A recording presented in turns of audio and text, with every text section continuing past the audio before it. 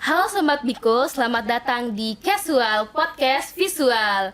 Kembali lagi nih bersama aku Alia yang akan menemani Sobat Miko selama 20 menit ke depan.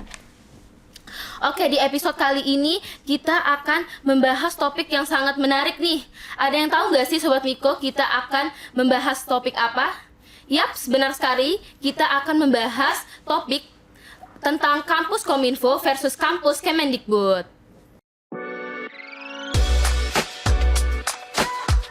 Casual Podcast Visual.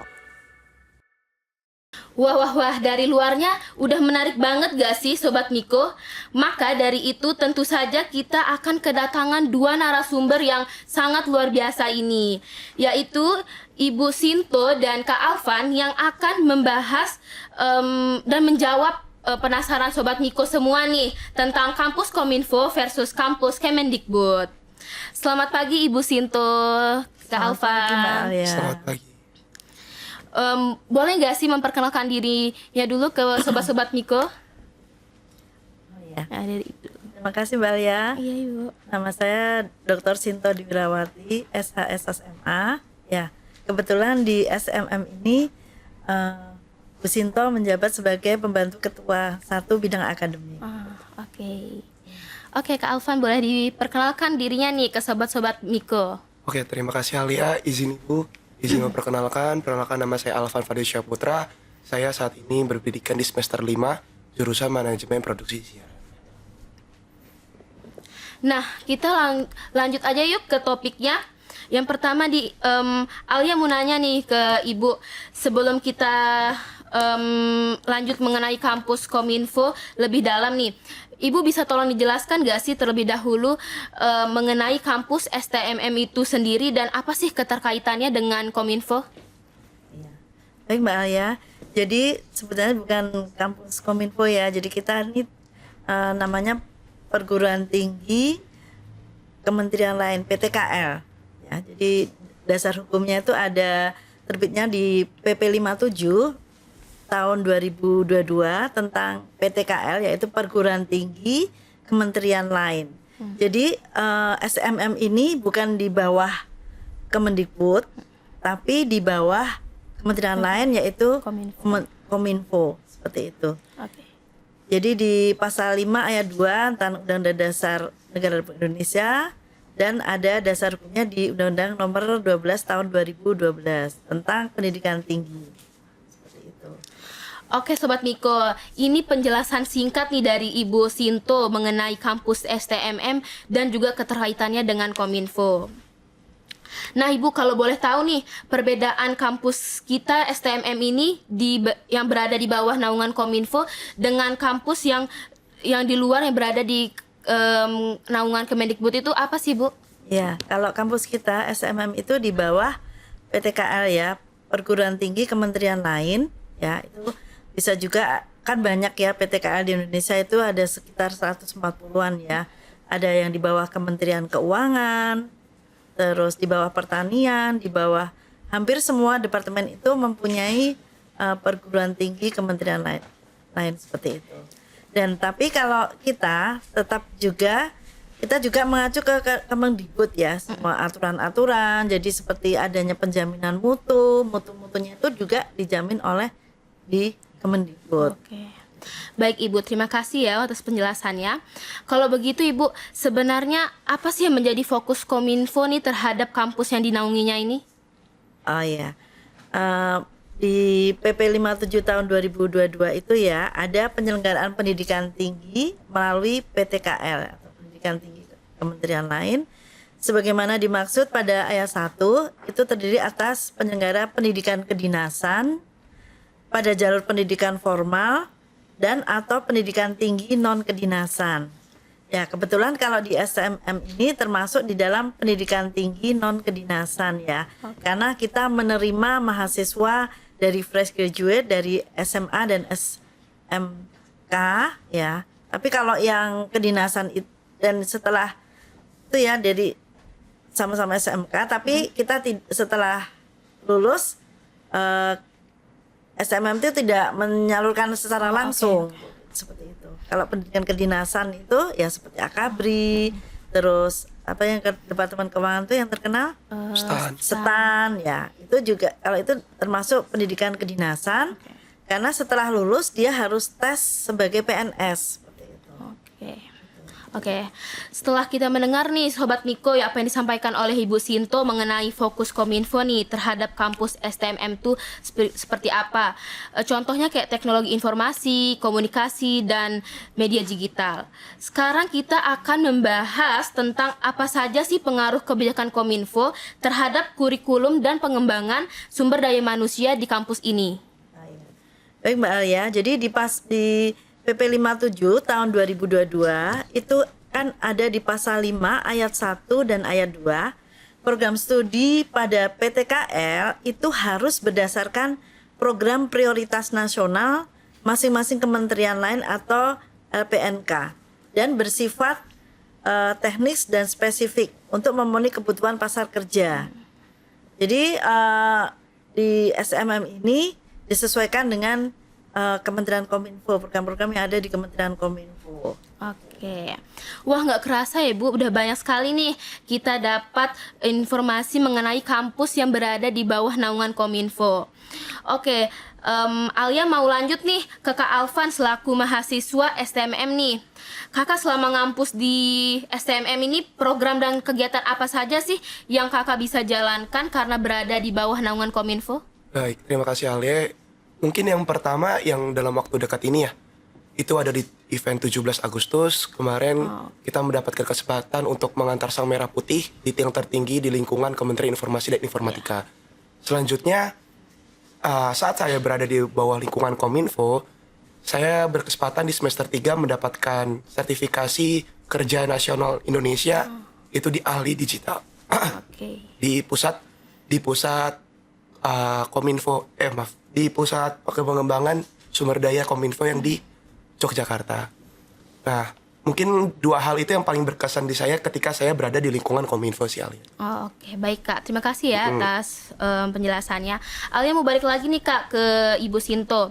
Nah Ibu, seperti yang kita ketahui nih, karena kita kan di bawah naungan Kominfo, sudah dipastikan erat dengan namanya media dan komunikasi.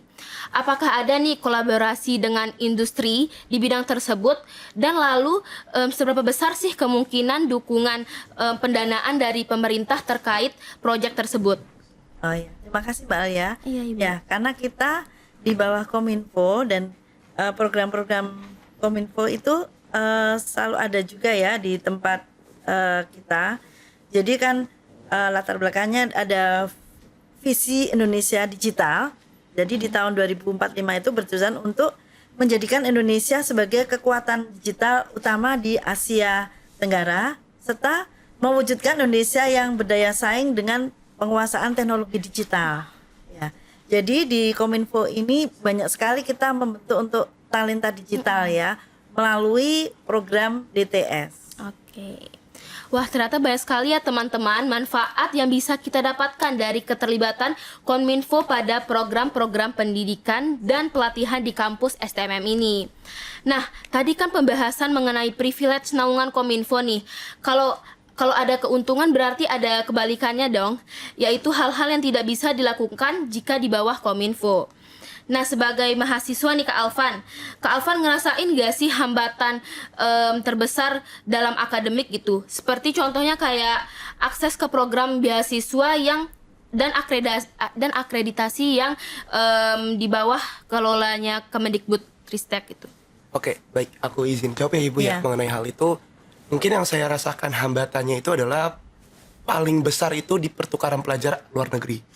Itu yang mungkin di kampus lain ada program yang namanya ISMA dan lain-lain, di sini itu belum. Nah itu mungkin menjadi titik fokus yang dimana mungkin nanti kedepannya mungkin bisa diperkembangkan untuk hal itu, untuk pertukaran pelajar luar negeri. Karena itu sangat dibutuhkan untuk mahasiswa-mahasiswa yang ingin sekali meningkatkan value-nya. Oke. Nah, makasih Kak Alvan. Ini masih pandangan Kak Alvan nih. Yeah.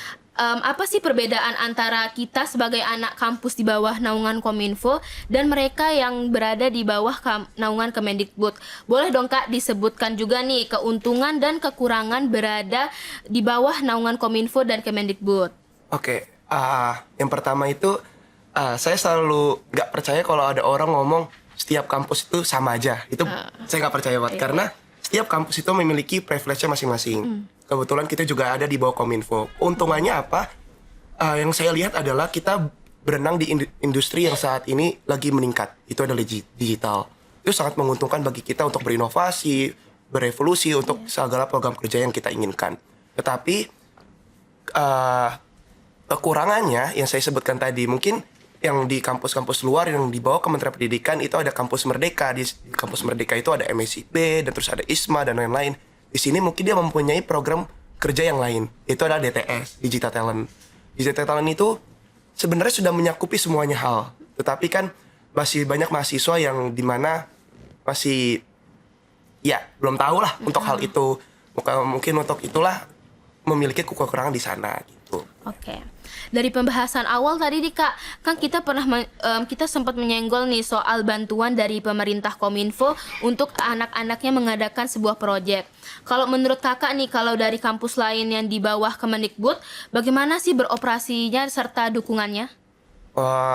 Pastinya kementerian yang di bawah Kementerian Pendidikan itu memiliki rules yang berbeda dengan kita ya. Ada beberapa rules kalau saya bandingkan ketika saya berada di luar, saya bandingkan dengan kampus saya di Kominfo.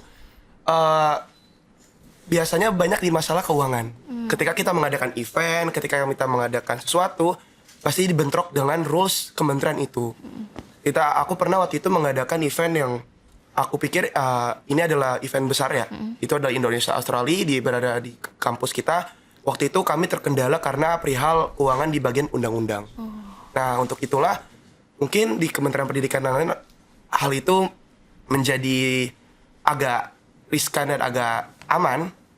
Kalau dibandingkan Kominfo pasti mempunyai rules keuangannya sendiri. Oke. Nah, udah cukup nih Kak kita banding-bandingin sama kampus Kemendikbud. Nah, Sobat Miko sudah kelihatan jelas ya perbedaannya. Sekarang nih Kak Alvan kan salah satu mahasiswa yang sangat aktif nih ikut Ormawa, bahkan event internal maupun eksternal.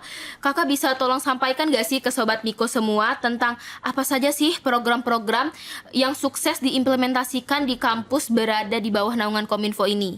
Yang pertama itu Digital Talent ya pastinya. Yang pas event saya pas di semester 2. Waktu itu saya menjaga nama STMM di sana, mewakilkan booth-nya. Saya bercerita kepada pihak kantor di sana. Saya memperkenalkan 360-nya animasi ke pihak HRD sana. Terus HRD sana berkata kayak gini, Oke, saya akan siapkan slot untuk anak STMM ke depannya. Nanti tolong anak STMM ini catat siapa aja berapa orang yang kita tuju. Itu yang menurut saya menjadi apresiasi sendiri ketika saya berada di lingkungan Kominfo gitu.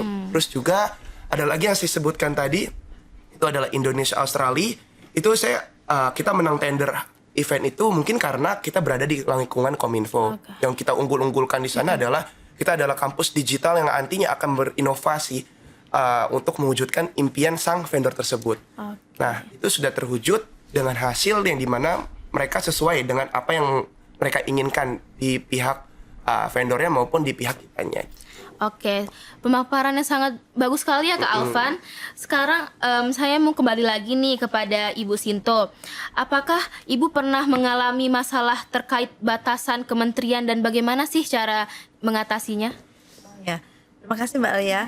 Jadi sebenarnya kita ini sudah akan menyamakan juga ya dengan Kemendikbud. Di Kemendikbud ada program MBKM. Ya, kebetulan di STMM ini ada program MBKM teman-teman. Jadi ini fungsinya sangat bagus sekali dan bisa mempersingkat. Apalagi untuk di penyiaran, dengan adanya MBKM kan yang nilainya dengan 20 SKS. Jadi kalian ikut MBKM selama 6 bulan, kita sama dengan setara dengan 20 SKS gitu. Ya, kebetulan kalau kita di PTKL, jadi kita tidak mendapatkan dana dari Kemendikbud. Jadi kita masih mandiri ya.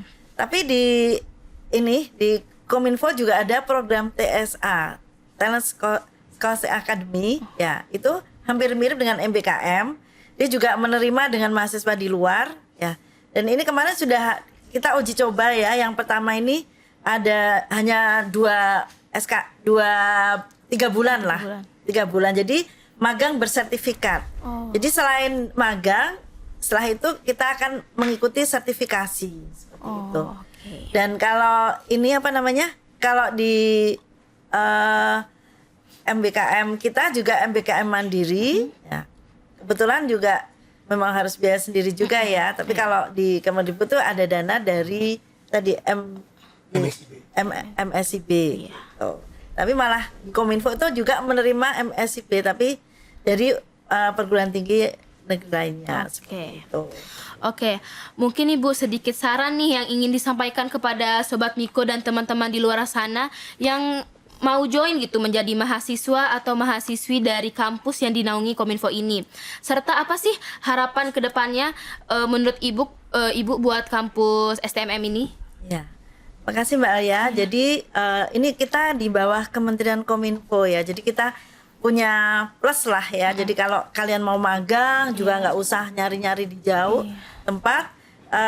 Kita di bawah BPSDM Kominfo. Di depan BPSDM Kominfo itu ada balai-balai. Ada Balai Jogja, Balai Manado, Balai Ujung Pandang. Terus ada Jakarta, Surabaya, seperti itu. Jadi kalau kalian mungkin tinggal di sekitar itu, ada di Kalimantan juga ada ya, gitu, Banjarmasin. Oh iya, banyak sekali ya Ibu. Iya, jadi kalian bisa ikut magang MBKM di tempat-tempat itu. Oke. Jadi memang biar nggak biayanya banyak ya. Dan itu juga di balai-balai itu juga ada kita fasilitasi seperti di Pusdiklat itu ada asramanya, terus di Cikarang itu juga. Jadi mahasiswa yang magang di Pusdiklat di Cikarang itu juga bisa kos. Nggak perlu kos, bisa tinggal di asrama seperti itu. Oke, makasih Bu atas pemaparannya. Mungkin ini dari Kak Alvan selaku mahasiswa yang pasti banyak dong pesan sama sarannya gitu. Boleh banget nih diungkapin ke sobat-sobat Miko semua. Oke, yang pertama mungkin nanti setelah saya kesan pesan saya ingin bertanya ke Bu Sinto juga ya. Mengenai beberapa hal. Mungkin saya akan menjelaskan kesan pesan saya dulu. Yang pertama, saya sangat senang sekali di bawah lingkungan Kominfo karena saya mengikuti program DTS itu, dan program DTS itu kadang-kadang itu bekerja sama dengan Gojek, terus bekerja sama dengan Google dan lain-lain. Itu sangat membantu CV saya karena kan habis itu dapat sertifikasi. Nah, itu sangat membantu untuk value saya ditingkatkan. Lalu juga mungkin pesan yang saya kesan dan saran yang bisa saya kasih itu adalah peningkatan di bidang pertukaran pelajar luar negeri. Meskipun kita untuk magang itu sudah aman ya Bu ya, ibaratnya kita dikasih slot oleh Kementerian Kominfo di pusat maupun di skala daerahnya untuk magang di sana, tapi mungkin pertukaran pelajarnya yang masih kurang ya. Mungkin itu bisa ditingkatkan lagi dari pihak lembaganya atau pihak mahasiswanya untuk meningkatkan skill bahasa Inggrisnya dan skill dalam pola pikir untuk kita menjadi mahasiswa yang bisa secara internasional. Nah, mungkin pertanyaan aku Ibu, mungkin nanti pasti anak-anak itu banyak yang bertanya, Kak, gimana sih cara magang di Kominfo maupun Kominfo pusat ataupun Kominfo daerah? Nah, itu apakah ada seleksi? Apakah harus apa aja yang harus kita siapkan? Baik, Afan. Ya, memang ya ini tadi tentang pertukaran pelajar ya. Baru-baru ini kita mendapatkan, tapi ini mendadak sekali ya. Jadi kemarin tuh minggu yang lalu Ibu disuruh nyeleksi ikut di program Huawei. Jadi ke Cina. Oh, ke Cina. Iya, jadi kemarin kita jadi mungkin nggak dibuka ya dari KPS saja yang memilih siapa-siapa karena kan sangat singkat sekali. Pagi siang suruh menyerahkan begitu. Jadi alhamdulillah ada yang terpilih dari mahasiswa MIK. Nanti Ibu belum ini ya karena kan keterangan wajibnya belum yang resmi belum sampai. Jadi nanti kalau sudah resmi pasti ada. Jadi ada dari MIK ikut tur di Huawei selama 2 minggu seperti itu. Jadi mereka ke Cina. Gitu. Oh gitu. Ya. Terus kalau untuk TSA ya udah nanti ini kalau magang kan kita dibuka ya semuanya. Ya nanti Ibu kalau yang kemarin kan baru pertama ya MBKM Merdeka Belajar Kampus Merdeka. Kita tuh masih diseleksi hanya 30%. Tapi takutnya karena kan bisa nggak ya anak kita magang diterima di tempat magang. Tapi alhamdulillah ya kemarin itu di Desember 2023 dan pelaksanaan di Januari 2024 itu ada 208 mahasiswa kita yang keterima di tempat magang. Wah, banyak sekali ya. Iya. Keren banget. Dan ibu juga agak terharu ya. Jadi Iya. hanya persiapan 1 bulan. Ibu kan kebetulan baru jadi Iya. pembantu ketua 1 Masya ya. Allah. Jadi November dilantik, terus langsung dikasih uji coba itu MBKM dan di Desember itu ternyata banyak anak-anak kita yang diterima. Jadi nanti kita juga insya Allah tidak akan dibatasi. Jadi kalau mereka memang mau MBKM gitu dan niat untuk kerja ya. Jadi beda kan kalau MBKM tuh jadi seperti pegawai, Iya, magang magang. gitu. Jadi nanti insya Allah nggak kalau kemarin kan hanya dibatasi kuotanya 30%, tapi yang untuk animasi tuh full semuanya, diterima semuanya. Alhamdulillah. Jadi syaratnya kalian harus diterima di tempat magang. Oh. Tapi kebetulan ini sekarang di nanti MBKM, TSA itu juga buka untuk ini mahasiswa kita yang ada di balai-balai yang di bawah BPSDM Kominfo seperti itu, yang ada di Ujung Pandang, di Manado, tadi yang Ibu sudah sebutkan ya, di Banjarmasin, seperti itu. Medan juga ada. Gitu. Jadi diharapkan lebih meningkat lagi nanti MBKM kita. Ya nggak apa-apa dosennya nggak, ini malah dosen bisa penelitian ya. Oke. Jadi kalau kemarin kan dibatasi. Semoga Jadi ini ya Bu, mahasiswa STMM itu punya banyak opsi. Pertama, Iya. dikenal oleh stasiun-stasiun TV. Lalu iya. yang kedua, itu bisa di lingkungan kementerian. Luar biasa STMM ini. kebetulan kalau lingkungan TVRI sama RRI itu Bu Sinto selalu membantu ya. Jadi kemarin ada anak yang dari Bandung, Bu ini Bu, alhamdulillah Bu Sinto bisa WA komunikasi dengan yang di Kepsta di Bandung, akhirnya diterima. Kemarin udah udah tutup Bu, enggak ya sebentar ini saya ngambil CV-nya gitu. Oke. Ya, jadi kalian rajin-rajin berkarya dan ini kelebihan kita di STMM itu ada program DTS ya. DTS. Kita kan ini sudah merupakan kewajiban untuk mahasiswa lulusan untuk mempunyai 1 sertifikat dan 1 pelatihan. DTS itu banyak sekali, ada yang dari Microsoft, terus ada mikrokredensial, ada DEA, marketing digital seperti itu. Jadi bagi mahasiswa itu kesempatan yang emas lah, kalian bisa di sini ikut di sekolah di SMMM dan STMM dan bisa menikmati program-program yang ada di Kominfo, DTS dan TSA seperti itu. Nah Sobat Miko jangan lupa dicatat ya. Nah terima kasih banyak nih Ibu Maka Alfan atas sarannya nih, biar bisa diingat juga nih sama sobat-sobat Miko semua. Udah gak kerasa ya Kak, Ibu udah 20 menitan kita ngobrol nih bersama narasumber keren kita. Nah karena udah bahas banyak banget nih dari STMM itu apa, peran Kominfo, bahkan sampai ke hambatan mahasiswa ke program Kemendikbud. Sudah saatnya Casual mengucapkan goodbye Casual Podcast Visual. See you.